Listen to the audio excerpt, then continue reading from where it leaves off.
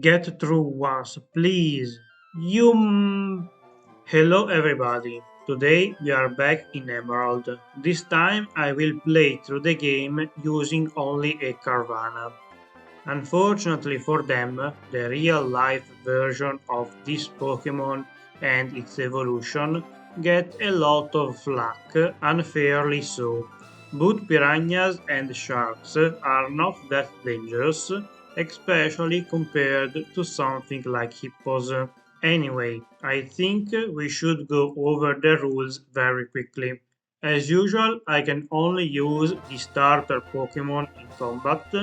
I cannot use items in combat.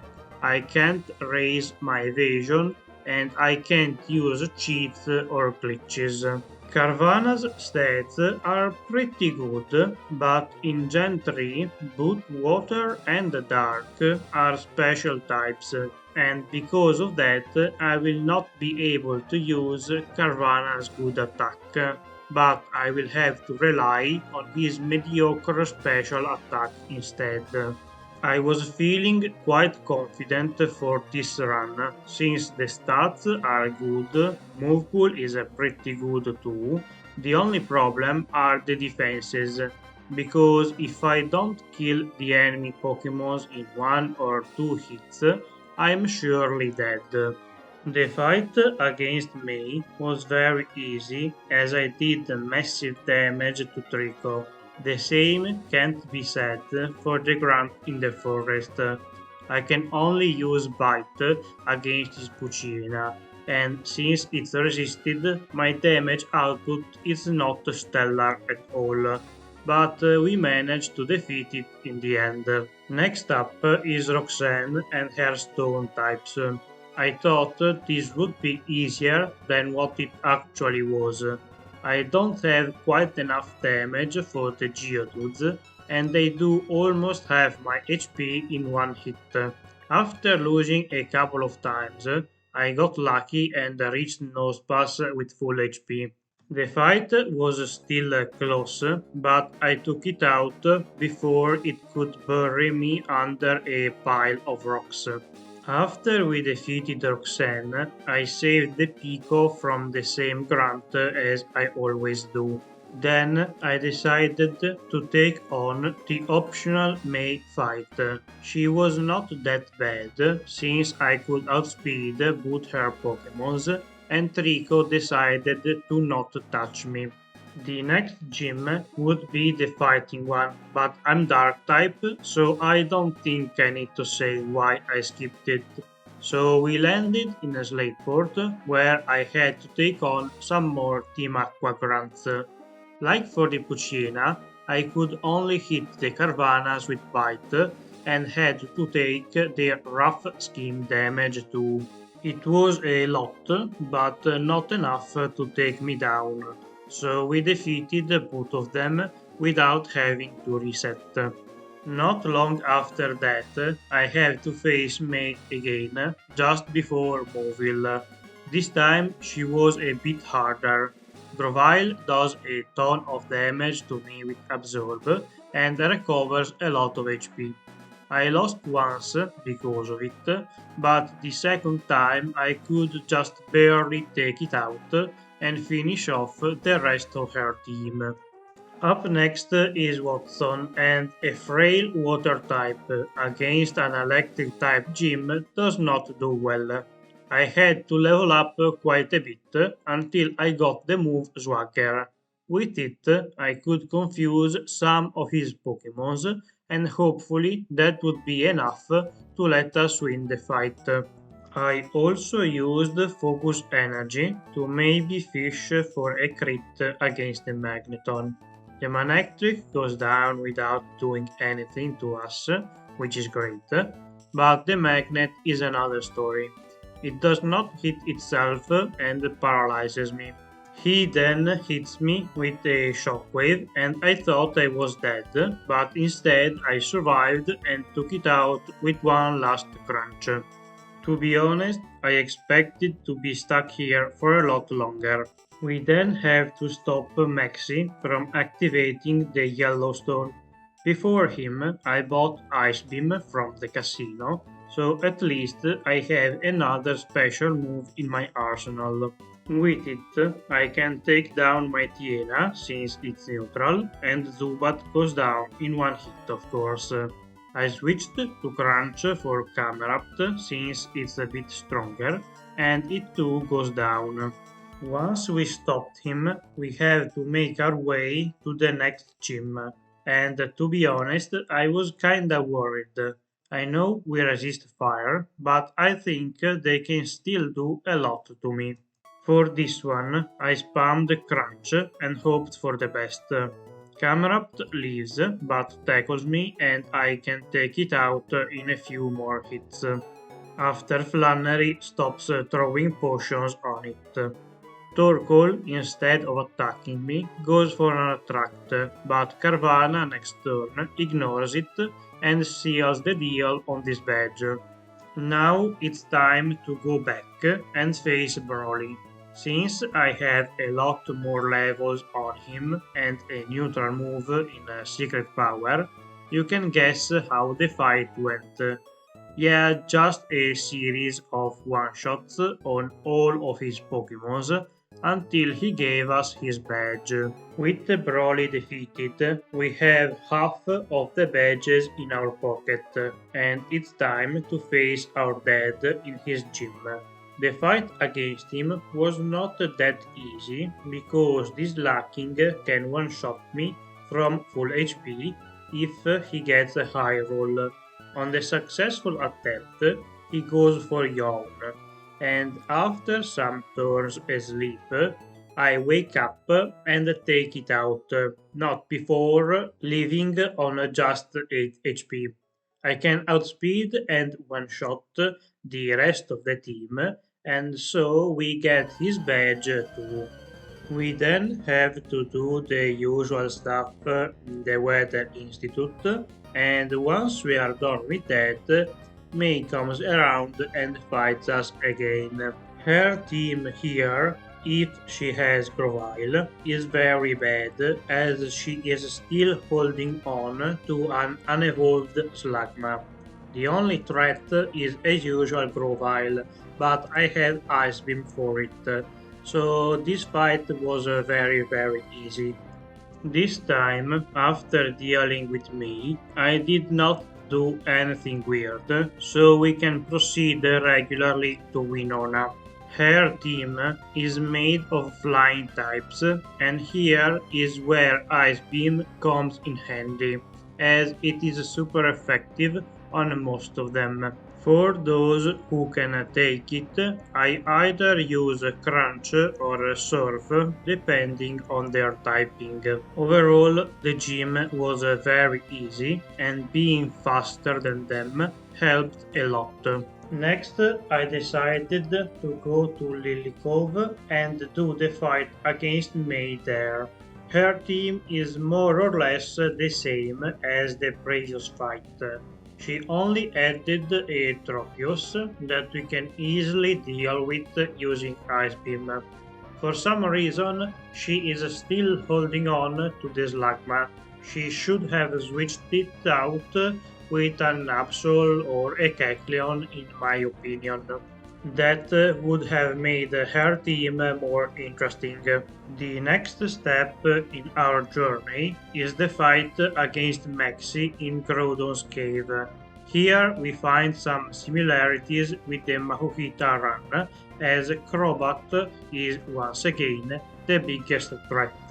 To be fair, I misclicked and used Surf instead of Ice Beam, but whatever, we can get through the fight nonetheless. The next major stop is going to be in Moss Deep, where we must defeat the twins. The fight against them is always scary because it's effectively a 2v1, and Carvanha's paper-thin defenses did not promise anything good.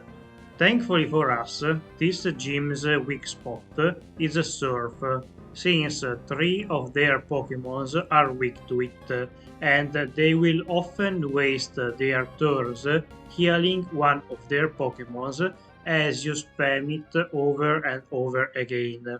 We got chunked at the start, but from there they did not touch us again and eventually they went down.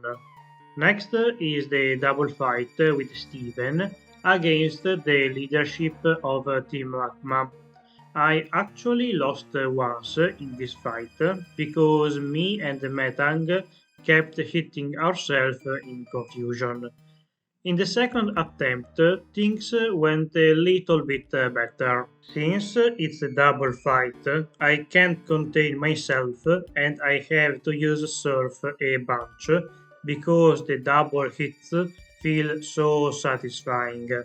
I did switch it up a little bit and used another move here and there when needed, but mostly surf was the star of the show. On other news, have you heard that YouTube is copying Twitter and rolling out handles? I personally have not seen many scams in the comments sections, but I hear that they are quite common, so this should be good for the larger creators, since now people will have another way of differentiating the real one from the fakes. Just like those scammers, Archie is impersonating Max's team and changed just a letter. Unfortunately for him, we don't fall for it and take out his Sharpedo in one return. From here, the usual Save the World segment starts, culminating in the cutscene with the three box legendaries.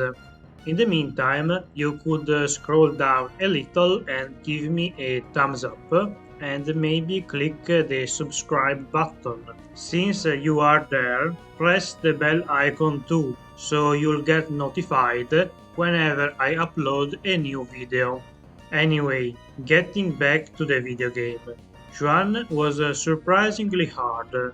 I don't have anything super effective on his Pokémons, so I have to spam return. While it's a good move, it's not quite enough for some of his tankier Pokémons who can retaliate, and if the damage adds up too many times, I'll quickly end up dead. Juan decides to use a ton of potions on the Kronaast, but since I am not taking damage, I can just keep hitting him until he runs out of potions. Kingtra tries to troll me with double team, but I can dodge it and finish him with one last return. Now that we collected all the badges, it's time to go to the Victory Road and face Wally. His team is quite good, but I have multiple ways of dealing with all of his Pokémons, so the fight did not end up causing any issues.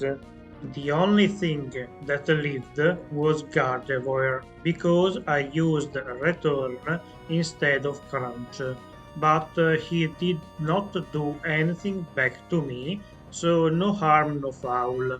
Once we are done with Wally, we can start the league. Here I used all of the rare candies and reached level 85. For Sidney, I can use Surf and Ice Beam to deal with most of his Pokémons, and Return for the Kronaast, who resists every other move that I have. With the Intimidate, I can't one-shot it, but he just sets up, so next turn he is dead. One Surf takes care of the Absol, and so we are done with Sidney.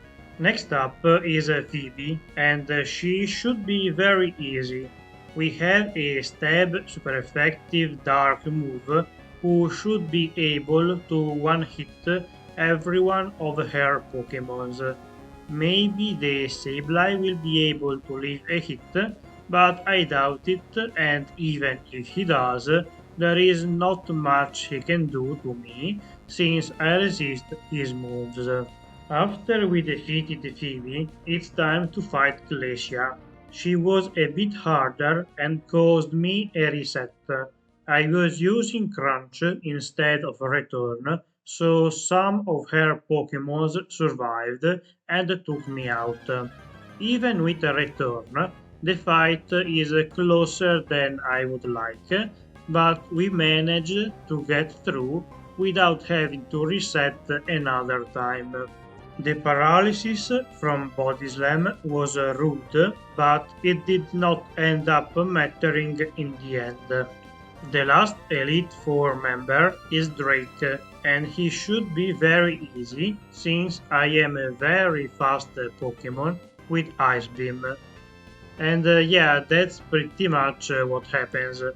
I can outspeed and one-shot with Ice Beam all of his Pokemons, except for the King Trump, but for it I just switched to Return and finished it. Even Flygon and Salamence could not attack me first, and since they are both 4 times weak to ice, you can imagine what happened to them. I felt pretty good having defeated all of the Elite Four with just a reset, but then Wallace happened. Leave it to him to ruin a great run. To be fair, I should have seen it coming by how Juan and Glacia went. The fight against the champion was a mess. I had to rely on a couple of damage rolls and at least one crit. The best option would have been to leave, level up, and come back stronger, but I was too stubborn to do that, so I spent almost an hour resetting against him. Wailord sets up the rain so that Ludicolo can outspeed me. He can do one of 3 things: Leech Seed, Giga Drain, or Double Team. I want the last one, and then Return has too high roll to kill him. Then Milotic comes out, and here is where I need a crit. Instead, he misses Toxic, so I can defeat it with full HP. Whiscash often uses Amnesia, which is useless since I am using Return, so I reached his last Pokemon. Gyarados does a lot of damage with Earthquake, but with 2 returns I can finish him and finally get out of this damn fight. This was such a good run, spoiled at the end by the champion. Unfortunate. Anyway, thank you for watching. I hope you liked the video. Leave a like, subscribe, and write something in the comments down below.